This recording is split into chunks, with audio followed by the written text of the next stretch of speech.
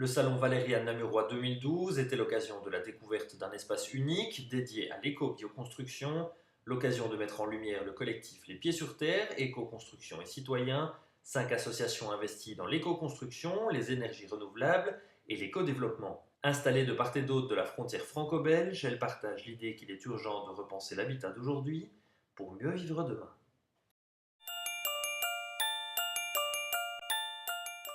Au service facilitateur, on travaille essentiellement pour la région Bruxelles-Capitale, qui est une ville-région.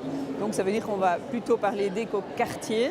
Et c'est d'abord et avant tout un quartier, donc un morceau de ville. Ça, c'est déjà une chose importante à savoir. Ça n'existe pas au milieu de nulle part. Ça existe toujours relié à une ville. Un quartier, c'est un morceau de la ville.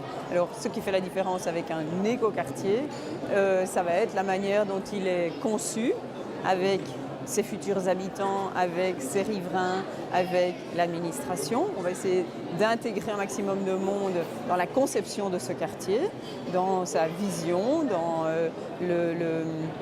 les attentes qu'on a par rapport à la qualité de vie que ce quartier va apporter. Et puis il y a toute une série de thèmes, on va dire plus techniques, sur lesquels l'éco-quartier va faire la différence. Dans la manière de gérer l'eau, de gérer l'énergie, de gérer la mobilité, par exemple. Nous, au travers de ce mouvement-là, on essaye de montrer ou de promouvoir l'idée de construire, intégrer un territoire, reprendre conscience qu'on habite quelque part et qu'on peut faire avec le local. Une fois qu'on se réancre dans un territoire, on se soucie d'écologie, on se soucie de vie sociale, on se soucie d'économie locale. Donc voilà, c'est essayer d'amorcer un processus de projet, de vie connecté au territoire. Ce qui me semble vraiment fondamental, c'est la vie dans la maison. Et donc repartir du mode de vie.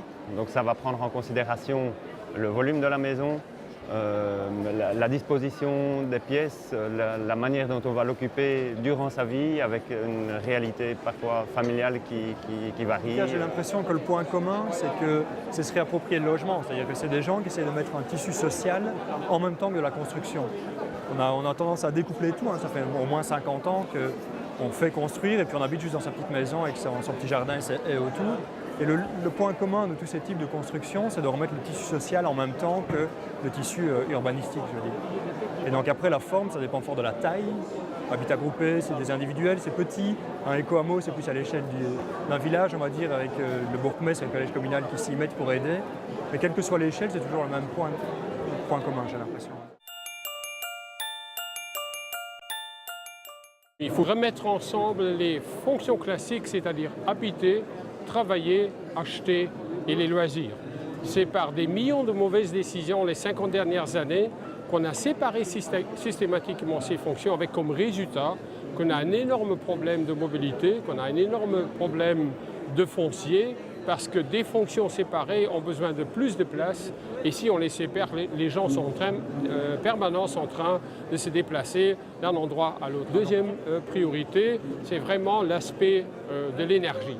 Je pense avec les prix du pétrole actuel et à prévenir dans les dizaines d'années à venir, c'est une des premières priorités aussi à Beckrich. Les ressources ne sont pas illimitées. Par exemple, sur la question de l'énergie, à un moment, on va buter. On ne pourra plus habiter des appartements qui consomment 150, 170 kWh par mètre carré par an, alors qu'on est capable d'en construire ou d'en rénover qui vont consommer 10 fois moins.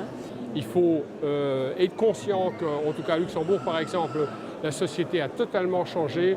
On a 50% de divorces, on a 7% d'enfants élevés dans des ménages monoparentaux. Alors la maison classique à 4 façades n'est pas seulement non adaptée aux défis écologiques et économiques qu'on a devant nous, mais non plus aux défis sociaux.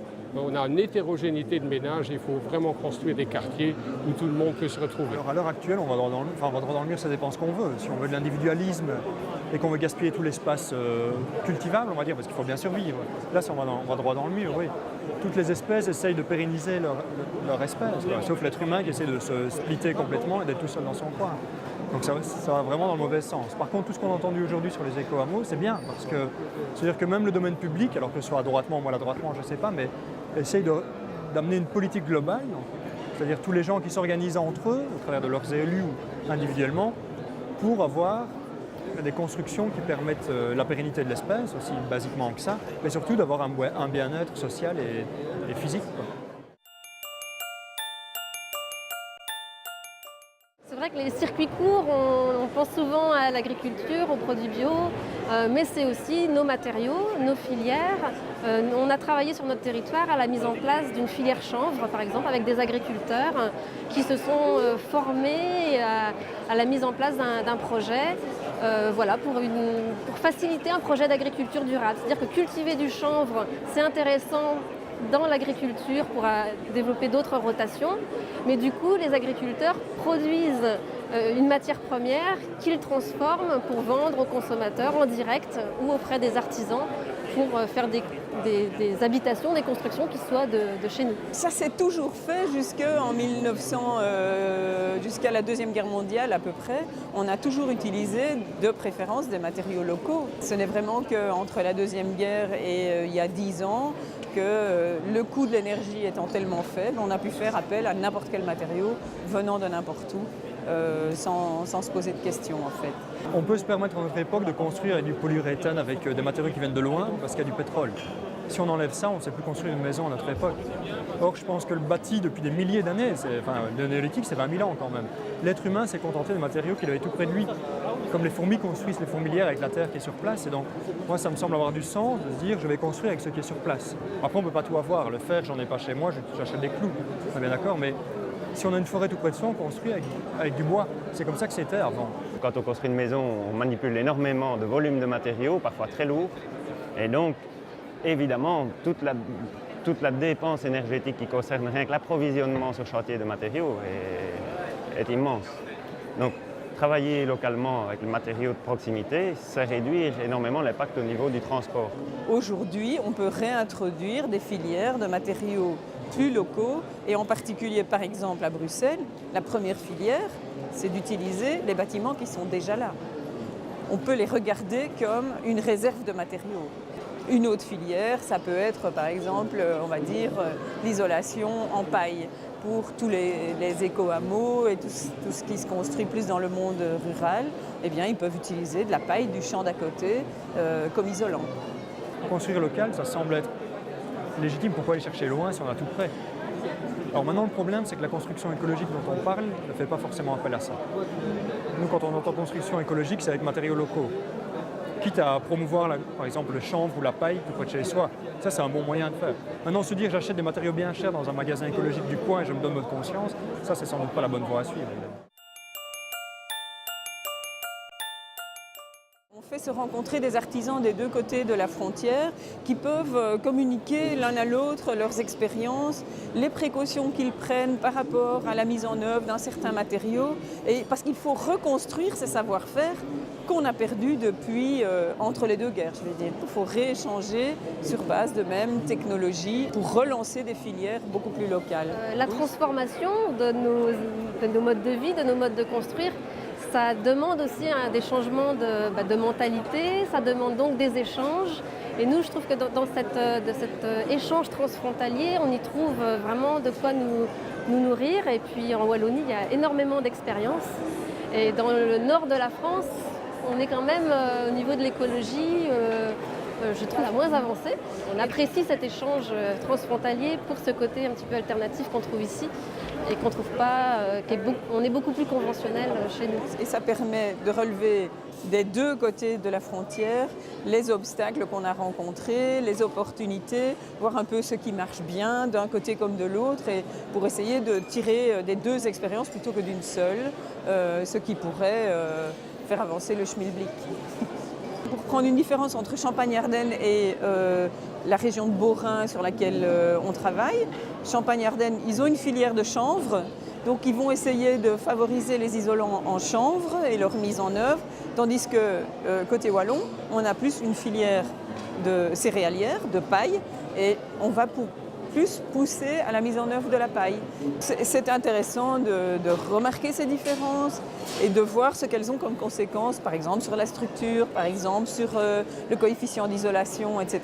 Mais on en est, je dirais, à nos balbutiements. Depuis 10 ans, voilà, on essaye de faire émerger des initiatives. Voilà, en voilà une qui réussit dans son ancrage au territoire, dans l'implication des citoyens. Voilà, on a des expériences encore isolées et le travail d'écoquartier chez nous, c'est faire converger nos différentes approches entre l'agriculture, entre l'artisanat, entre la participation citoyenne. Mais pour l'instant, on est en train de construire les pièces du puzzle et on veut les assembler au travers de ce projet d'écoquartier. Donc pour nous, c'est montrer qu'on peut habiter un village en y redéveloppant aussi des activités. On n'est pas seulement consommateur d'un espace pour y faire sa petite maison, mais pour habiter avec les autres et faire tourner aussi un milieu associatif, une économie locale. Il faut réussir à faire culture commune. Et c'est ça, c'est une évolution des mentalités, se dire qu'on peut faire autrement. Et c'est ça, je dirais, le principal frein, mais qui est aussi ce qui est enthousiasmant dans un projet, c'est de faire avec les gens et de ne pas seulement venir porter une bonne parole ou venir convaincre, mais faire avec et amener les gens progressivement à adopter d'autres comportements, d'autres réflexes pour bâtir, pour consommer.